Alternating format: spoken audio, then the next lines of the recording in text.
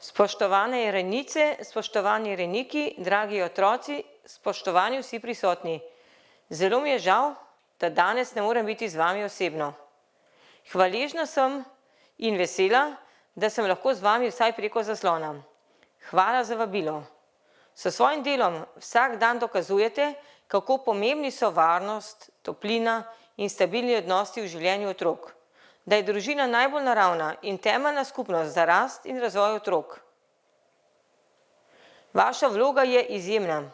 Pogosto vstopate v življenje otrok v trenutkih, ko so ti zaznamovani z negotovostjo, stisko, razočarani in tudi travmami.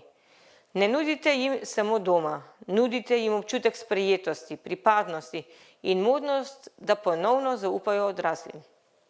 To je nekaj, česar ni mogoče meriti zgolj s predpisi ali statistikami. Današnje srečanje ni le vaš praznik, je praznik nas vseh, ki verjamemo v boljši svet za vse. Toda v Sloveniji se soočamo z velikim pomanjkanjem rejniških družin. Še posebej primanjkuje rejnic in rejnikov za starejše otroke, otroke s posebnimi potrebami ter otroke z več čustvenimi in psihološkimi stiskami. Zato je vaša pripravljenost, da sprejmete otroke in prevzamete to odgovornost, toliko bolj dragocena. Je tudi zgled drugim, je izraz poguma, empatije in velikega srca, da v svojo družino sprejmete še otroka v stiski. Ob tem pa moram jasno povedati tudi nekaj drugega. Od rejnic in rejnikov ne smemo in ne moremo pričakovati, da boste vse nosili sami.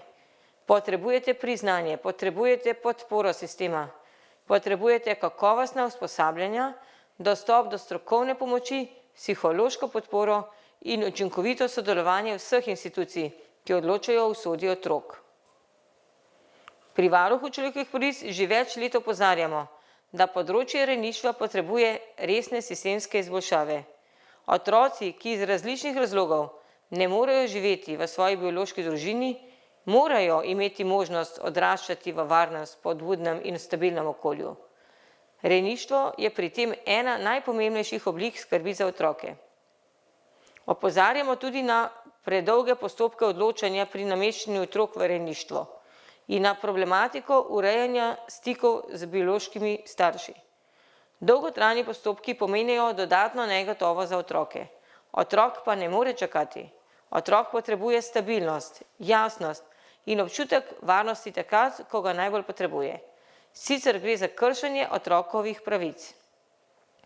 Ob obisku strokovnega centra Mladinski dom Maribor smo bili opozorjeni tudi na zaskrbljujoč pojav, da vse več otrok in mladostnikov ostaja v strokovnih centrih tudi ob koncu tedna, ker se ne morejo vrniti v domače okolje. Razlogi so različni, od vzgojne nemoči staršev do odpovedi rejništva ali neustreznih družinskih razmer. Posebej zahtevni so tudi primeri, ko po odpustu iz strokovnega centra otroku ali mladostniku ni mogoče zagotoviti ustreznega okolja, kamor bi se lahko vrnil. To so situacije, ki kažejo, kako pomembno je, da kot družba področju rejništva namenimo bistveno več pozornosti in podpore.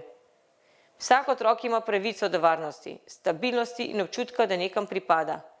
Vi pa ste pogosto tisti, ki otroku prvi pokažete, da je to sploh mogoče, ki otroku dajete upanje, občutek varnosti in sprejetosti, ljubezen, pozornost, svoj čas. Ob tem mi prideta na misel dva latinska pregovora. Prvi je, da kar sejemo, to žanjemo, kar dajemo, to prejemamo. Drugi pa, da je srečnejši tisti, ki daje, kot prejema. Spoštovane rejnice in rejniki, v svojem imenu in imenu institucije Varuha človekovih pravic se vam iskreno zahvaljujem za vaš čas, za potrpežljivost, za energijo in predvsem za pogum, da odprete svoj dom in svoje življenje otrokom, ki potrebujejo pomoč odraslih, bolj kot kadarkoli prej. Dragi otroci, rejništvo je dokaz, da na svoj življenjski poti, čeprav je kdaj težka, niste sami. Pomembno je, da ohranite in gojite upanje, optimizem in veselje do življenja. Pomembno je, da se upate zaupati, tudi takrat, ko je težko, in da ne pozabite, da po vsakem dežju posije sonce. Ne le za nekatere, za vse, tudi za vas, in da je bistvo očem nevidno. Da sprejemanje rejnic in rejnikov pomeni upanje, pomeni priložnost in pomeni, da niste sami. Srečno rejniške družine in vse dobro.